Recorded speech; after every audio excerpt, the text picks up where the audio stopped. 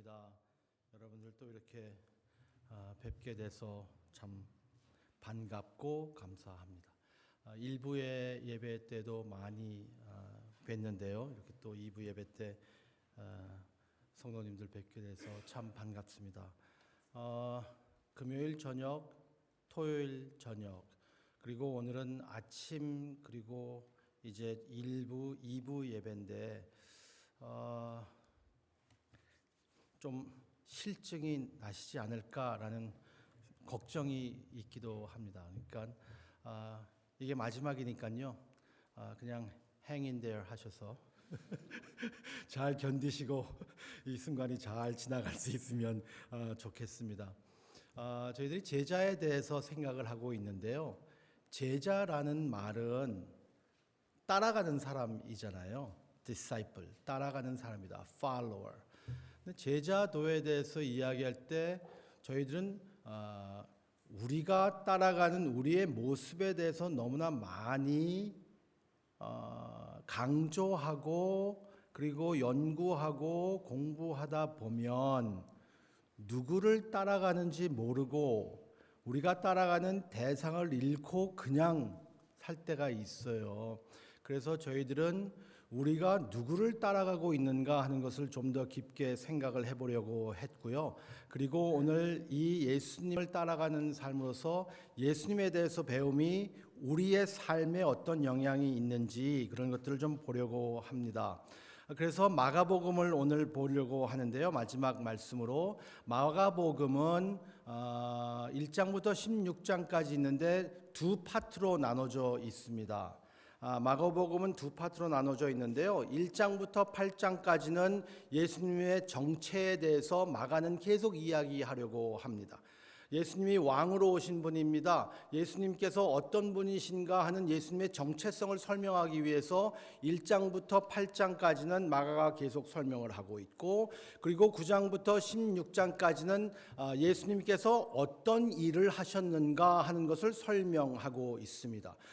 그래서 1장부터 8장까지는 The person of Jesus, 9장부터 16장까지는 The ministry of Jesus, 예수님의 사역, 예수님의 존재에 대해서 그리고 예수님의 사역에 대해서 마가는 계속 이야기하고 있습니다. 그래서 마가가 계속 이 질문에 대답을 주기 위하여서 마가복음을 써내려가는 것 같아요. 그 질문은 뭐냐면 과연 예수는 누구일까? 예수님은 누구입니까? 예수가 누구이시길래 태풍과 바람도 그를 순종하는가? 예수가 누구이시길래 병든 사람도 고치고 배고픈 사람도 먹여주고 귀신 들린 사람도 고쳐주시고 죽은 사람도 살려주시는가? 예수님께서 행하신 모든 일과 말씀하신 모든 것이 예수님이 어떤 분인가 하는 예수님의 정체성에 대해서 말씀하고 있습니다. 예수님의 기적들을 보면서 예수님의 정체성, 예수님이 어떤 분인가 하는 것을 보지 못한다면 저희들은 성경을 잘못 이해하고 있는 것입니다. 8장 29절에 베드로가 그 대답을 확실히 해 주시지요. 예수님께서 사람들은 나를 누구라고 하느냐라고 물어보실 때에 29절에 주는 그리스도입니다. 바로 약속된 메시아입니다. 왕으로 선지자로 제사장으로 하나님의 나라를 이 땅에 이루시는 분입니다. 바로 그분입니다라고 하십니다. 마가가 강조하는 것은 사람들을 먹이시는 것과 병을 고치시는 것이 예수님이 메시아라는 것을 보이기 위함입니다. 그냥 병 고치는 것이 아니라, 그냥 먹이시는 것이 아니라 예수님이 메시아라는 것을 증명하시기 위함입니다. 예수님은 기적을 베푸실 때 그냥 우리가 잘 먹고 잘 살고 편안하게 있으라고 하신 것뿐만은 아닌 것 같아요. 그 부분도 분명히 있습니다. 우리가 잘 되고 그리고 행복하게 살기를 원하십니다. 그런데 그것보다 더 깊이 있는 의미는 예수님의 정체성에 대해서 이해하는 것에 직접적인 연관이 있는 것을 저희들은 기억하는 것이죠. 이제 우리는 마가의 두 번째 파트로 흘러가고 있거든요. 이 8장에서 9장으로 이렇게 넘어갈 때요. 예수님의 사역에 초점을 두고 있습니다.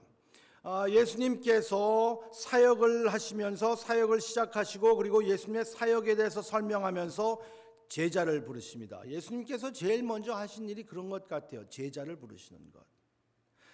예수님께서 제자를 이렇게 부르신 것을 여러 가지로 설명할 수 있겠지만 저는 오늘 그 말씀에 대해서는 깊이 말씀을 드리지 않겠습니다. 왜냐하면 설교가 너무 길어지기 때문입니다. 설교가 길어지면 안 돼요. 쓸데없이 길어지면 안 돼요. 길어져도 되는데 쓸데없이 길어지면 안 돼요. 예수님께서 제자됨을 이해하기 위해서는 예수님이 어떤 분이시고 어떤 사역을 하셨는가. 그래서 이 예수님의 이 사역에 대해서 우리를 제자로 부르심에 대해서 제가 몇 가지를 말씀드릴 것 같습니까? 세 가지를 말씀드리겠습니다. 성삼위일체. 목적과 장애물과 부르심입니다. 이 세 가지를 오늘 좀 보려고 하는데요.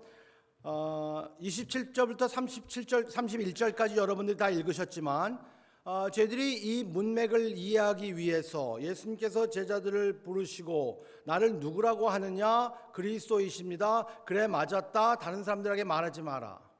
예수님께서는 참 사람들이 이해할 수 없는, 보통 사람들은 좀 이해하지 못하도록 가끔 말씀을 하셨어요.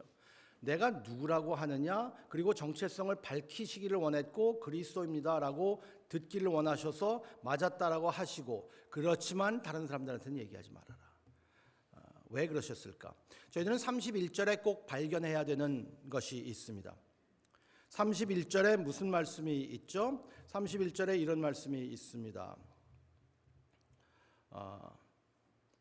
이는 제자들을 가르치시며 또 인자가 사람들의 손에 넘겨져 죽임을 당하고 죽은 지 3일 만에 살아나리라는 것을 말씀하셨기 때문이러라. 31절에 발견해야 되는 것이 있는데요. 문법상으로는 조동사라고 합니다. auxiliary verb라고 하는데요. 예수님께서 이렇게 해야만 한다라는 것을 기록하고 있습니다. 이 일이 꼭 일어나야 하는 일이 있다라는 것이에요. 한글 성경에는 이것이 분명하게 쓰여지지 않습니다. 한글 성경에는 이 조동사가 확실하게 쓰여지지 않았는데 영어 성경에는 좀 더 확실하게 저희들이 이해할 수 있도록 쓰여져 있어요. 영어 성경은 must라는 단어를 사용했습니다. must. 한 주석가는 이 must가 단어의 이 온 문장을 이해하는, 그리고 이 문장을 설명하는, 이해하게 하는, 그리고 설명하는 열쇠라고 합니다. 예수님이 고난을 받아야 하고 must, 예수님이 배척을 받아야 하고 must, 죽임을 당해야 하고 must, 살아나야 한다 must. 이 must가 네 가지에 꼭 일어나야 된다라는 말씀을 하고 있습니다. 그 의미를 잘 한번 생각해 보시기 바랍니다. 왜 예수님이 고난을 받아야 하고 배척을 받아야 하고 죽임을 당해야 하고 그리고 다시 살아나야 합니까? 왜 꼭 그렇게 해야만 되냐는 말씀이죠. 어제도 드린 말씀과 비슷한 문맥인데요. 예수님은 지금 예언의 사역을 하시고 계십니다. 예수님께서 과연 어떤 일이 일어날 것인가를 알려주시는 말씀입니다. 예언하면 저희들이 약간 좀 nervous 할 때가 있는데요. 성경적인 예언은 앞으로 일어날 일을 추측하는 것이 아니라 앞으로 일어날 일들이 하나님의 계획과 이루심을 확인시켜 주시는 역할을 합니다. 그렇기 때문에 예수님의 대에서 아직 일어나지 않은 일을 must happen, 즉 꼭 그렇게 될 것이다 라고 표현하고 있는 겁니다. 예수님은 이스라엘이 갈망했던 소망이었습니다. 바로 이분이 이스라엘의 예언의 주인공이었습니다. 본문 31절에 일어날 일들이 구약에서 이미 예언된 말씀이잖아요. 이사야서 52장, 53장, 그리고 시편 22장이 다 이 마가복음 15장을 통하여서, 그리고 오늘 이 말씀, 그리고 시편 118편에 이었던 모든 말씀들이 must happen, 예언된 겁니다. 구약의 피를 뿌리는 제사와 그 제사로 죄사함 받는 것은 예수님의 피 흘림의 그림자였었습니다. 31절의 사건들이 일어나야 하는 두 번째 이유는 인류의 구원이 그 사건에 달려있기 때문입니다. 실패하시지 않는 하나님의 구원의 계획이 예수님이 죽으심으로 인하여 일어난다는 말씀입니다. 예수님의 죽음 밖에는 다른 길이 없다라는 말씀이죠. 다른 길이 있다면 주님께서는 그 길을 택하셨을 거예요. 만일 하나님께서 당신의 아들을 심판하여서 구원할 수 있었다면 그렇게 하셨을 겁니다. 성경이 말씀하는 거예요. 히브리서 2장 17절에 제가 금요일 저녁에도 소개해드렸던 말씀인 것 같은데요. 그러므로 그 모든 점에서 형제들과 같아지셔야만 했습니다. 그것은 그가 하나님 앞에서 자비롭고 성실한 대제사장이 되심으로써 백성의 죄를 대신 갚으시기 위한 것입니다. 우리가 하나님 앞에 설 수 있는 길은 예수님이 죽어서 부활했어야만 했었습니다. 그 사건이 꼭 일어나야 한다.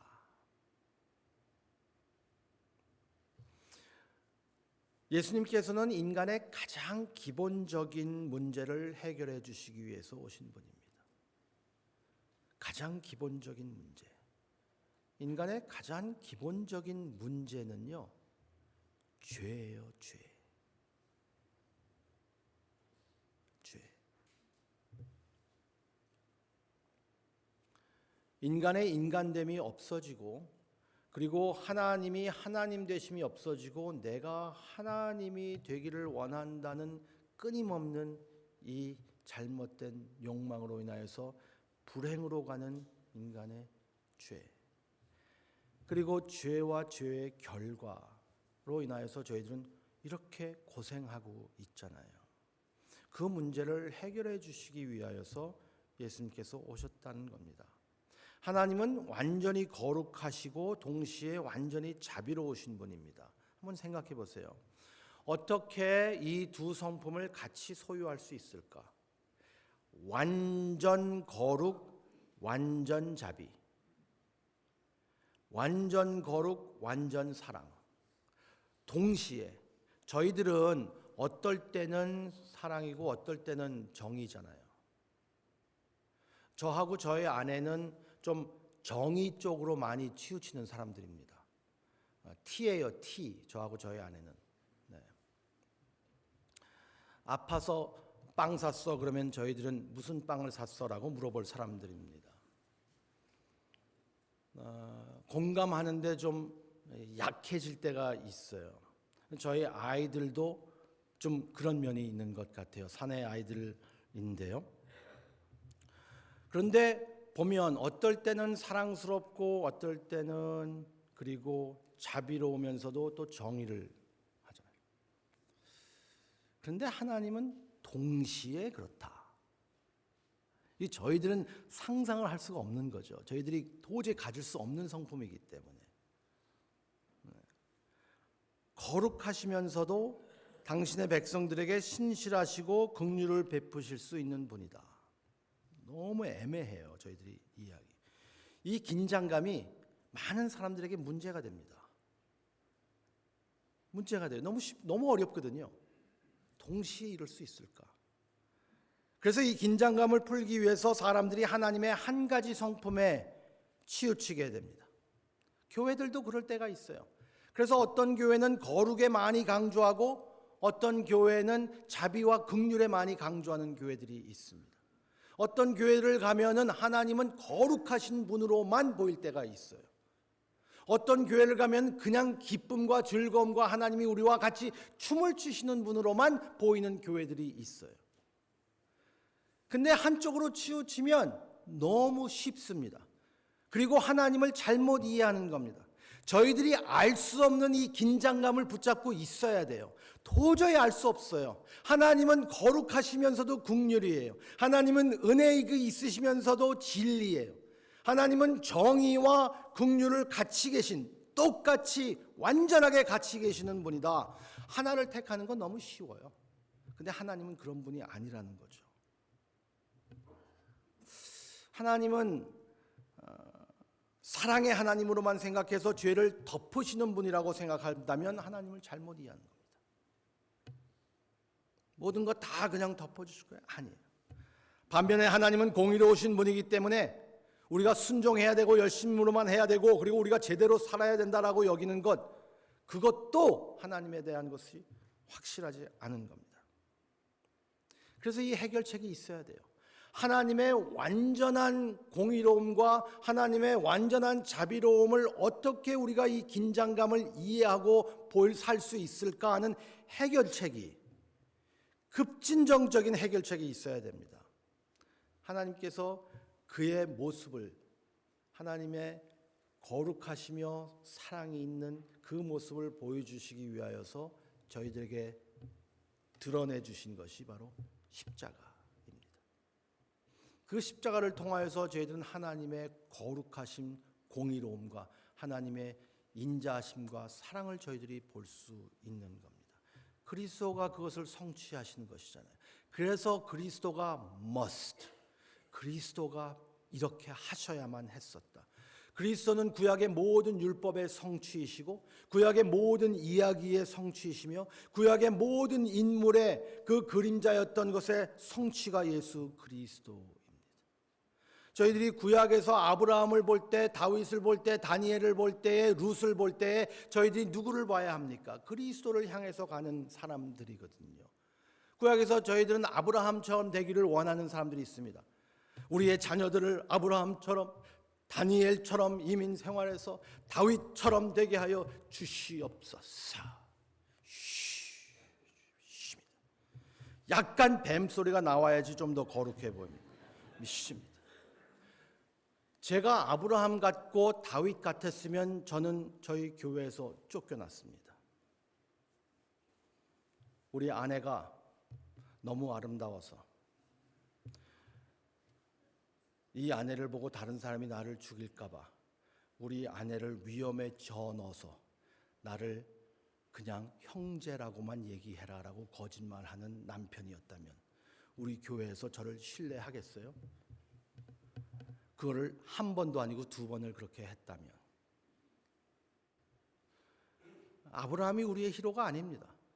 다윗처럼 살라고요? 여러분의 목사님들이 다윗처럼 됐으면 좋겠어요? 다윗처럼만 돼 주십시오. 누구를 죽여야 하나요, 그럼? 다윗이 우리의 히로가 아니에요. 아브라함이 가리키는 것이 있고 다윗이 가리키는 것이 있고 룻이, 에스더가 가리키는 것이 있습니다. 그분이 누구일까? must happen. must가 누구냐? 바로 우리의 그리스도이시다. 그 그리스도가 하나님의 그 거룩하심과 긍휼하심, 아브라함이 할 수 없었던 것, 다윗이 할 수 없었던 것, 에스더가 할 수 없었던 것, 룻이 할 수 없었던 것, 너무나 훌륭한 분이 있고 그리고 좀 연약한 모습도 있었지만 그분들이 가리키는 것은 완전한 하나님의 그 거룩하심과 자비로우심을 완전히 한 몸에 가지고 계시고 한 모습으로 십자가에서 보여주신 그분입니다. 이런 일이 일어나야 했다. 그런데 예수님의 사역에 장애물이 있습니다. 32절부터 33절에 말씀하시잖아요. 32절의 말씀을 함께 보시면 이렇게 나옵니다. 드러내놓고 이 말씀을 하시니 베드로가 예수를 붙들고 향변하매. 영어 성경에는 이렇게 쓰여져 있습니다. And he said this plainly, and Peter took him aside and began to rebuke him. 한글 성경에는 향변이라고 그랬어요. 항변.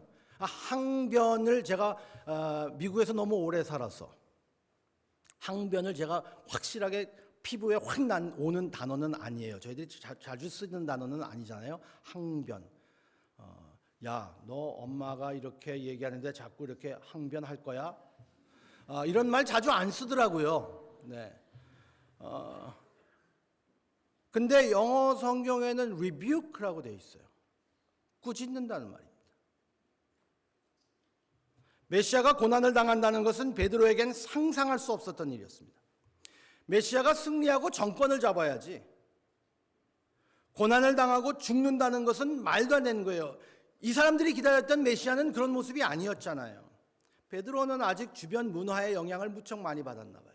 정권만 바뀌면, 우리 예수님이 메시아로 오셔서 다시 이스라엘을 잡을 수만 있다면, 그래서 다윗 왕처럼 메시아가 이스라엘의 압제자들을 무너뜨릴 수만 있다면, 로마를 그들의 주요 적이라는 대중적인 믿음을 갖고 있었던 이 베드로가 항변합니다. 예수님이 죽는다니 무슨 말씀입니까? 그렇게 무시당하고 배척당하는 메시아는 이스라엘 사람들이 꿈꿔왔던 모습이 아니었습니다. 베드로가 얼마나 예수님을 오해를 하고 살았는가 하는 것은 베드로가 예수님을 고백하자마자 예수님을 꾸짖습니다. 사람들은 나를 누구라고 하느냐? 너희들은 나를 누구라고 하느냐? 그리스도이십니다. 그래, 나는 죽어야 하고 배척당해야 하고 그리고 사람들에게 멀리되고 그리고 부활하여야 된다. 그리고 내가 이 고난을 통과해야 한다. 베드로 바로 대답합니다. 아니요. 그런 메시아 말고요. 그런 메시아 말고요. 이런 잘못된 생각 때문에 예수님은 제자들에게 당신의 메시아됨을 알리지 말라고 했습니다. 네가 아는 메시아라면 사람들한테 말하지 마. 아직 말하지 마. 사람들에게 그렇게 말하고 다닐 수도 있잖아요. 정권만 잡으면 내 예수님이야, 메시아야. 나라 다시 세울 거야. 예수님이 오신 왕으로 가는 길은 휘황찬란한 그러한 길이 아니라 십자가의 길이었던 것을 예수님께서는 보여주시기 원하는데 제자는 그게 아니에요. 예수님께서 이 책망이 주제넘은 것을 보고 오히려 베드로를 또 꾸짖으셨습니다. 한번 상상해 보세요. 베드로가 예수님 아닙니다. 그렇게 말씀하시면 안 됩니다. 죽어야 한다니요. 고생을 한다니요. 고난을 당한다니요. 안 됩니다. 메시아인데요. 예수님께서 다시 꾸짖습니다. 어쩌면 광야에서 예수님을 시험했던 사탄의 생각과 비슷했는지도 모릅니다. 예수님을 세상을 지배하라는 유혹을 받으셨을 때 그분은 그를 저항하셨습니다. 그래서 사탄이라고 부르시는지도 모르겠어요. 사탄아 내 뒤로 물러가라. 사탄은 예수님께 유혹했습니다. 시험했습니다. 이 돌을 떡으로 만들라. 뛰어내려라. 나에게 절하라. 이 예수님의 이 세 가지 시험을 가지고 헨리 나우엔이라는 분이 In the Name of Jesus라는 책을 쓸 때에 이렇게 말했습니다. 이 유혹은 relevant, spectacular, 그리고 powerful 되기 위한 유혹이다. 즉 예수님 어떤 이 세상의 실용성과 유행성이 있어야 되지 않겠습니까? 예수님 돌을 떡으로 만드십시오. 그러면 세상 사람들과 관련성이 생기고 실용성이 생기고 유행성을 탈 수 있습니다. 떡으로 만드십시오. 예수님 그거 안 하셨어요. 우리도 그런 시험과 유혹이 있습니까? 좀 더 유행성을 타자. 좀 더 실용적으로 가자. 좀 더 관련성으로 가자. 뛰어내려라라는 그 유혹은 스펙타큘러하기 위한 유혹이었습니다. 장관을 보여주고 장엄함을 보여주고 눈부심, 휘황찬란한 모습들을 보여줘라. 예수님 안 하셨어요. 나에게 절하라. 모든 것을 주리라. 능력이 있고 권능이 있고 강력함을 보여줘라. 예수님 사탄아 물러가라라고 하셨어요. 예수님이 하시는 그 길이 아닙니다. 예수님께서 하나님의 나라를 이루시는 길은 왕좌로 올라가시는 것이 아니라 십자가로 내려가는 길이었습니다. 세상과 완전히 다른 방법이었어요. 그런데 우리는 세상의 방법과 세상의 가치로 아직도 제자의 모습을 살고 하려고 하는지는 모르겠습니다. 아버지가 가르치는 겸손, 순종, 고난, 죽음과의 길과는 완전히 반대되는 것이에요. 그래서 승리주의, 그래서 성공주의, 성과주의로 가기를 원하는 세상의 모습과는 예수님이 다르셨습니다.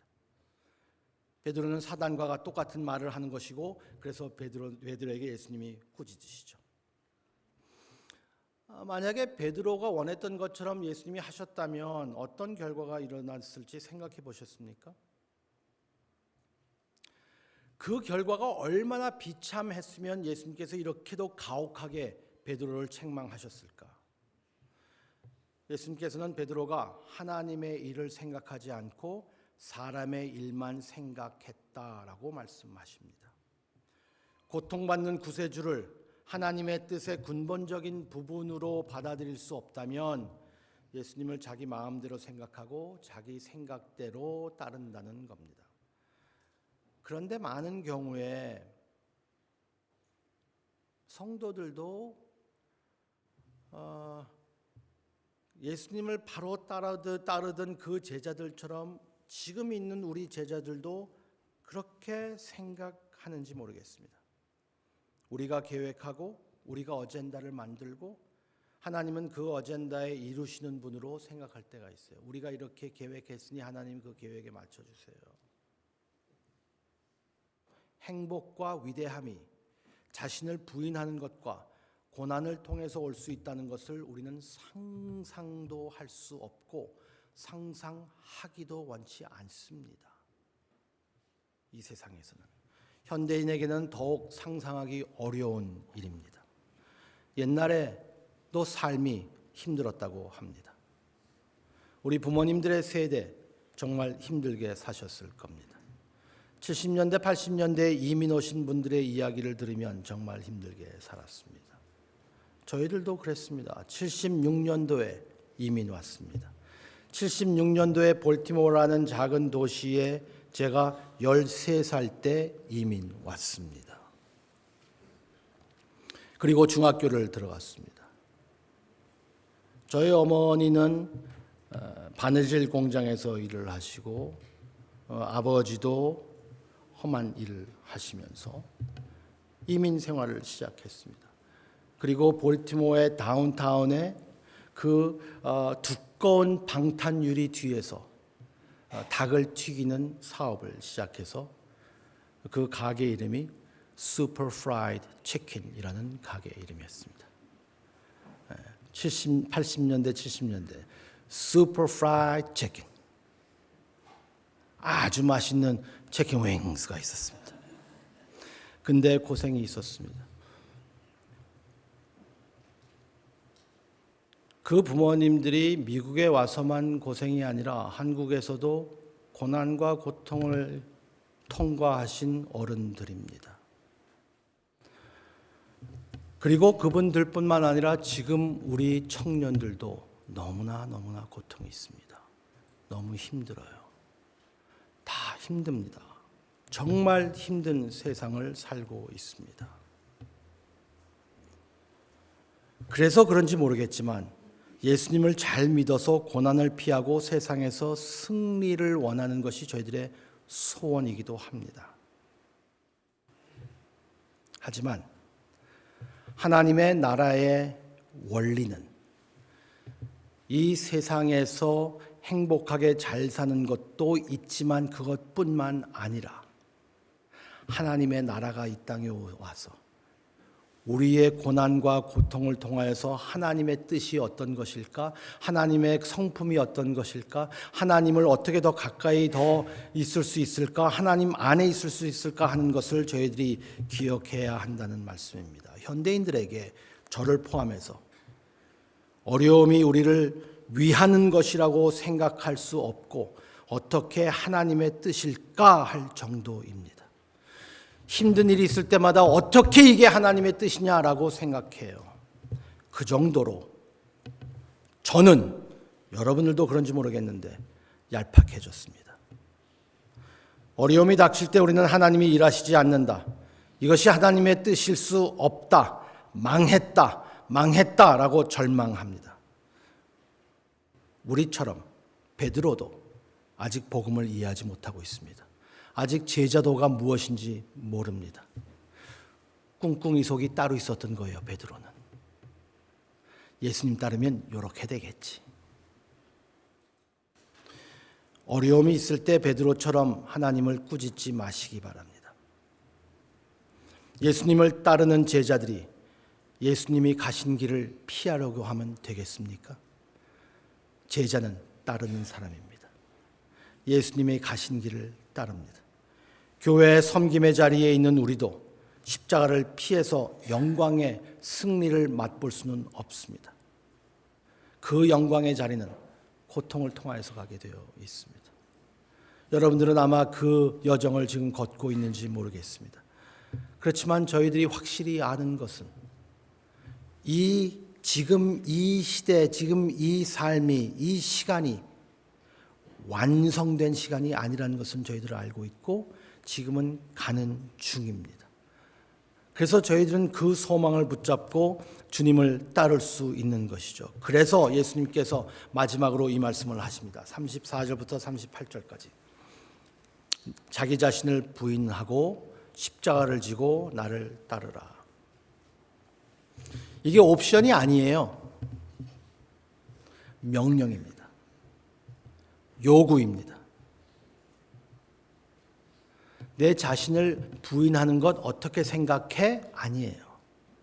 예수님은 그 제자들에게 훨씬 더 강력하게 말씀하셨던 것 같아요. 아마 제자들과 대화를 하셨기 때문에 그런지 모르겠어요. 무리들과 대화하셨다면 이렇게 말씀하셨을까? 저희들이 생각해 볼 수 있겠지만 많은 무리들이 모여서 이 대화를 나눈 것이 아니라 그 제자들에게 대화를 나누시는 거예요. 여러분들처럼 제가 이 세인트루이스에서 저 길거리에서 크게 자신을 부인하십시오라고 말하면 저 미친 사람이라고 할 거예요. 그런데 여기 제자들로 모인 분들에게 이 말씀을 전하는 거예요. 명령입니다. 요구입니다. 여기는 토를 달 수가 없어요. 예수 그리스도를 하나님과 구주로 영접했다면, 그리고 그렇게 고백한다면 자기를 부인하는 행동입니다. 그게 바로. 그 고백이 바로 내 자신을 부인한다는 고백입니다. 우리는 주 예수 그리스도의 권위에 복종하고 옛 자신에 대한 평생의 전쟁을 선포하라는 부르심을 받았습니다. 부인하라. 무슨 말일까요? 부인하라는 말씀. 저는 이 말씀을 가지고 어릴 때부터 고민했습니다. 아직도 고민이 끝나지 않았어요. 시원한 답을 드리지 못합니다. 이게 무슨 말일까? 우리 자신의 정체성을 버리고 존재성을 버리라는 것은 아닙니다. 나는 아무것도 아니야 라는 말은 아니에요. 그냥 둥글게 물처럼 흘러가듯이 살아라. 좋은 게 좋은 거지. 이 말씀 아니에요. 우리의 이성과 자유를 버리고 인형처럼 로봇처럼 생각 없이 살라는 말씀이 아니라는 것은 여러분들도 잘 아시고 계실 겁니다. 하나님의 창조하신 것을 즐기지 말라는 말씀도 아닙니다. 그래서 좋은 음식 먹지 말고 좋은 옷 입지 말고 좋은 곳 가는 것 그런 거 다 부인해야지. 이 말씀이 아니에요. 내 자신을 부인하라는 말씀이 그런 지지리 궁상으로 살라는 말씀이 아닙니다. 찌질이가 되라는 말씀이 아니에요. 하나님께서는 그 창조물을 우리도록 즐기도록 하셨습니다. 좋은 음악을 듣고 좋은 책을 읽으며 좋은 사람들과 맛있는 음식을 먹으며 하나님의 선물들을 즐거워하는 것을 하나님이 얄미워서 뺏어가려고 내 자신을 부인해라 라고 말씀하신 것 아니에요. 하나님이 얼마나 좋으신 분인데. 여러분 아시잖아요. 선물을 받을 때보다 줄 때가 더 기쁘다는 것 아시잖아요. 자녀들에게 선물을 줬을 때 얘가 기뻐하는 그 모습을 보면 얼마나 뿌듯합니까? 그게 훨씬 더 기쁨 아니에요? 하나님도 얼마나 기쁨을 누리시겠어요? 하나님이 이렇게 좋은 것들을 주셨는데 그것들을 저희들이 즐기면서 하나님 참 감사합니다 라고 한다면 좋지 않으시겠어요?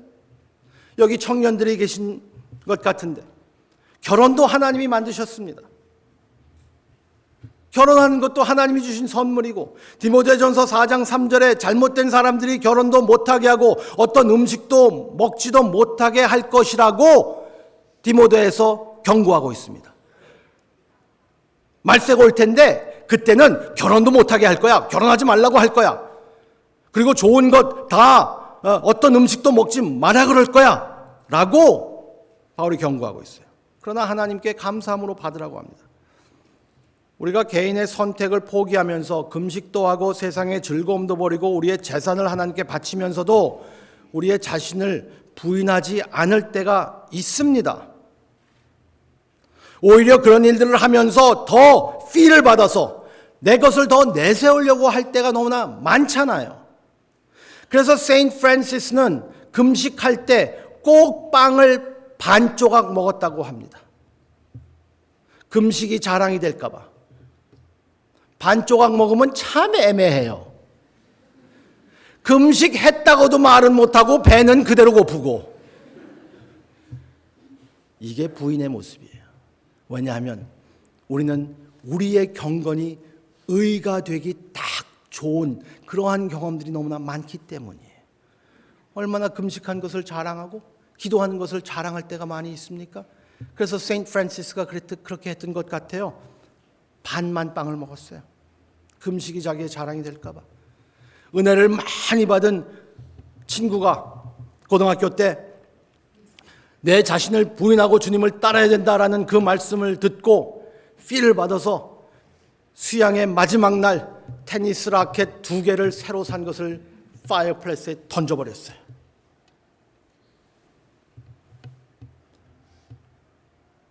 제가 그 광경을 보고 그리고 그 말씀을 보고 저도 나라도 뭔가를 해야 될 것 같은데, 저는 축구를 굉장히 좋아합니다. 뉴욕 목회자 축구팀 원톱 스트라이커로 지금 뛰고 있습니다. 축구를 무척 좋아하는데 어릴 때부터 축구를 좋아했습니다. 그래서 고등학교 때 그 수련회가 끝난 후에 축구화를 잘 닦아서 벽에 걸어놓고 축구를 그만두기로 했습니다. 그런데 제가 고등학교 때인데도요, 축구화는 부인했는데 제 자신은 부인하지 못하겠더라고요. 여러분들이 가지고 있는 것들을 버리는 것이 내 자신을 부인하는 것인가? 자신을 부인하는 것은 자신을 학대하는 것도 아닙니다. 자신을 학대하는 것도 자기중심적인 면을 보여주는 겁니다. 자신의 실수와 잘못에 억눌려서 자기 자신의 갇혀있는 극도의 이기심일 수도 있기 때문입니다. 자기 연민에 빠져서 나 같은 인간은 쓸모없어라고 말하는 것도 자기 중심적일 수 있기 때문입니다. 나는 쓸모없어. 아무 쓸모없는 인간이야. 근데 다른 사람이 그 말에 동의하면 기분이 나쁩니다. 이기적이고 자아중심적인 연민, self-pity가 있습니다. 그렇다면 자기 자신을 부인하는 것은 무엇일까? 예수님께서 제자들에게 말씀하셨어요. 내 자신을 부인하라. 무엇일까요? 여러분들은 어떻게 생각하십니까? 자기 자신을 부인하는 것은 자기를 잊어버리는 겁니다. 예를 들어 하나님 앞에 나올 때 예수님의 제자는 자기의 공로나 실수를 보지 않고 온전히 예수 그리스도의 공로를 보는 것입니다. 우리가 돈을 사용할 때에도 예수님의 마음과 관심을 먼저 생각하게 됩니다. 다른 사람들이 나에 대해서 어떻게 생각할까 그렇게 관심을 두지 않을 것입니다. 무시를 당하는 것 같거나 너무 존경을 받는다 할지라도 그것이 우리를 크게 흔들리지 않는다는 말씀입니다. 분명 영향을 받지요. 그렇지만 그게 그렇게 흔들리지 않습니다. 그래서 무슨 좋은 일이 있을 때 호들갑을 떨거나 힘든 일이 있을 때 세상이 끝난 것처럼 낙심하지 않습니다. 자기 자신이 그렇게 우주의 중심이 아니기 때문입니다. 자기 자신을 잊어버리는 것은 사람들의 행동이나 태도를 너무 개인적으로 받아들이지 않고 자기 자신에 대해서 좀 더 쉽게 생각할 수 있는 것이에요. 자신을 철저하게 부인하고 십자가뿐만 아니라 세상의 죄의 형벌을 십자가를 지고 하나님의 말씀을 죽기까지 순종하신 예수님의 말씀이 내 자신을 부인해라. 그리고 주님께서 보여주셨습니다. 그 자신을 부인하는 모습이 어떤 것인지 철저하게 부인했습니다. 그리고 자기 십자가뿐만 아니라 온 세상의 죄를 위해서 십자가를 지신 분입니다. 그분이 우리에게 오늘도 말씀하십니다. 내 자신을 부인하라. 아직까지도 잘 모르시겠죠? 내 자신을 부인하라는 말씀이. 그럼 어떻게 해야 될까요? 무슨 말씀입니까? 내 자신을 잊으라는 말이.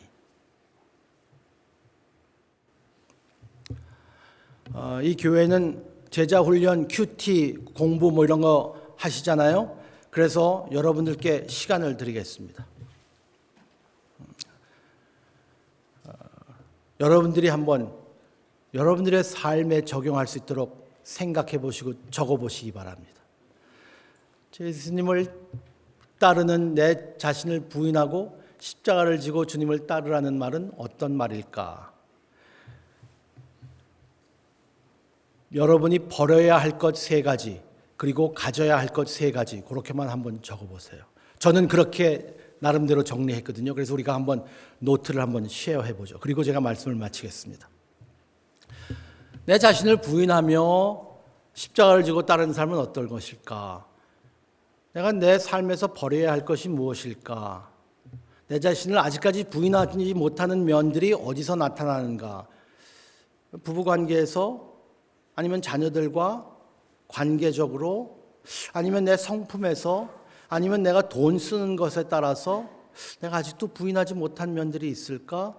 아니면 내가 너무 승질을 빨리 내는가? 아니면 내가 이렇게 하는지 한번 살펴볼 수 있습니다. 저는 지금 이 시점에, 이 말씀을 준비하는 이 시점에요, 이렇게 정리했습니다.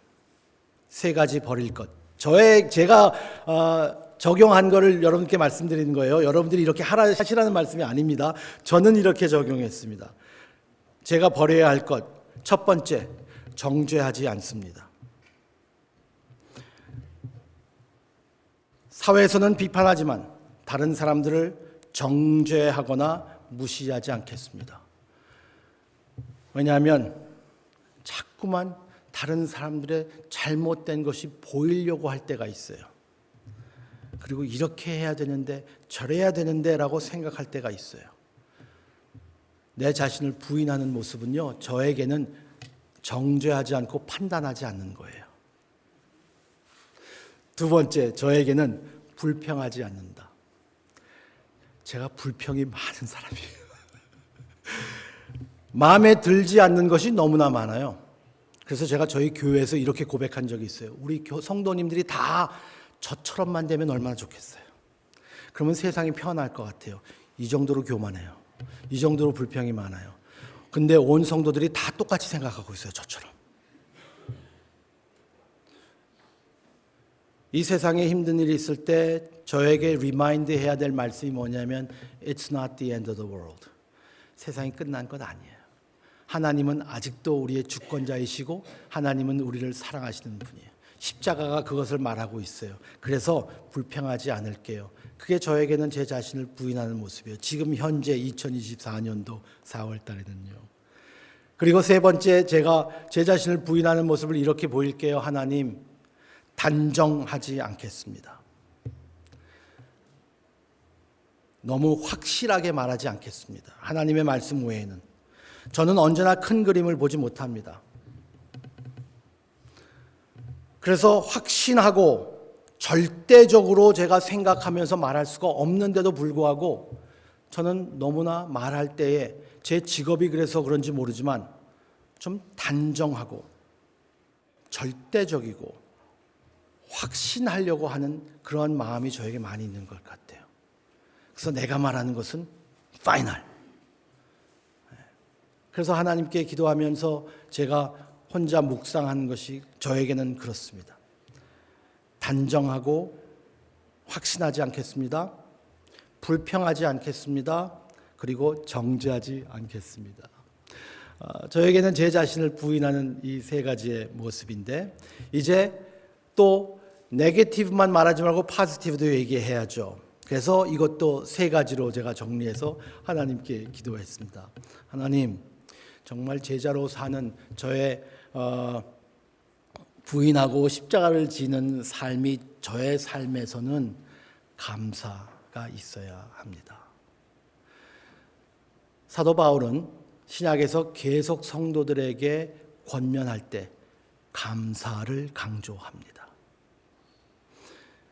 이 시대는 감사가 없어지는 시대예요. 정말 힘들어요. 어려워요. 그런데 감사할 것도 많아요. 너무나 감사할 게 많아요. 그래서 하나님, 제 자신을 부인하고 제 십자가를 지고 주님을 따르는 제자의 삶에서는 저는 감사가 있을 것 같다는 생각을 했습니다. 감사와 자족. 감사와 자족입니다. 두 번째, 오늘 아침에 드린 말씀인데요. 기도입니다. 제 자신을 부인하는, 그리고 제자로 사는 삶에 가장 확증적으로 보여줄 수 있는 것은 저는 아무것도 못합니다. 주님만이 모든 것을 할 수 있기 때문에 저는 주님 앞에 무릎 꿇고 기도할 수밖에 없습니다. 그때 여러분, 기도할 때 얼마나 큰 힘과 위로가 생기는 줄 아세요? 교회에서, 그리고 가정에서, 그리고 저의 삶에서, 건강에서 이런 것들을 생각하면서 불안한 마음이 막 들 때가 있어요. 막 불안해져요. 막 불안해지고 어떻게 해야 되지? 막 이런 생각이 들 때가 있어요. 근데 정말 신비롭게 주님 앞에 기도하는 순간들이 있을 때마다 하나님께서 제가 생각으로 이해할 수 없는 평안함과 소망을 주세요. 기도할 때. 그리고 주님을 주님이라고 주님의 주권을 인정할 때. 그래서 저는 제자의 삶은 감사와 기도. 세 번째, 마지막 큰 거 하나 드리고 갈게요. 제자의 삶은, 저는 여러분들도 이 말씀은 꼭 같이 한번 고민해 보셨으면 좋겠어요. 전도입니다. 예수님에 대해서 말하는 겁니다. 제가 학생들에게도 그 얘기를 자주 해요. Let your friends know that you are Christian. I know it's hard. 너무 어려워. 내가 크리스찬이라고 하는 것을, 내 정체성을 밝히기가 힘들어. 그렇지만 그렇게 말해. 그리스도인이라고. 우리 네이버들도, 다른 사람들도 내가 그리스도인이라는 것을 알게 해라. 그리고 시간이 되고 때가 되고 하나님께서 그 기회를 주실 때마다, 그리고 그리스도인에 대해서 어떻게 물어볼 때마다 그리스도에 대해서 대답해라. 그리스도에서 말하라. 전도하는 것은요, 아주 참 중요한 말씀인데요. 그리스도인이 비기독교인과 비슷해야 할 것은 비슷하고 달라야 할 것은 달라야 됩니다. 기독교인과 비기독교인이 비슷해야 할 것은 비슷해야 하고 달라야 할 것은 달라야 되는데, 문제는 뭐냐 하면 비슷해야 될 것은 다르고 달라야 될 것은 비슷해요. 달라야 될 것, 돈에 관한 신학, 내 정체성, 내 걱정, 근심, 그거는 달라야 돼요. 우리의 가치관은 달라야 돼요. 세상의 크기, 세상의 성공, 이거 우리에게 중요하지 않아요. 제자들에게는 달라야 돼요. 그건. 근데 비슷해야 될 건 비슷해야 돼요. 옷 입는 거나 음악 듣는 거나 비슷할 수 있어요. 우리가 햄버거를 만들고 오므렛 라이스를 만들고 꼭 거기다 케찹으로 십자가 안 만들어도 돼요. 그래야만 주님 사랑하는 건 아니에요. 십자가 안 그래도 돼요. 뭐 하트 뭐 이렇게 해갖고 뭐 예수님 꼭 안 해도 돼요. 비슷한 건 비슷하세요. 근데 달라야 될 것이 달라야 돼요. 우리의 가치관, 우리의 가장 귀한 분 누구일까? 그것이 우리의 원동력을 일으켜서 저희들은 제자의 삶을 사는 겁니다. 그래서 저는 세 가지로 정리했어요. 저에게 감사, 기도, 전도. 전도는 여러분들께서 그리스도인이라는 것을 보여주시면서 그분들이, 우리 이웃들이, 친구들이 이 삶에서 어려움이 있을 때 우리가 경험했던 것을 이야기하면 됩니다. 그리고 그 전도의 가장 쉬운 방법은 교회를 소개하는 겁니다. 그래서 교회로 사람들을 인도해 오는 것이에요. 그래서 이러한 이 복음의 공동체를 경험하고 그리고 말씀으로만이 아니라 삶으로 피부로 복음을 느끼게 하는 이 일이 제자도의 삶이라고 생각합니다. 여러분들 그리스도의 제자로 행복하신 삶을 사시기를 바랍니다. 하나님, 오늘도 긴 말씀을 우리 성도님들이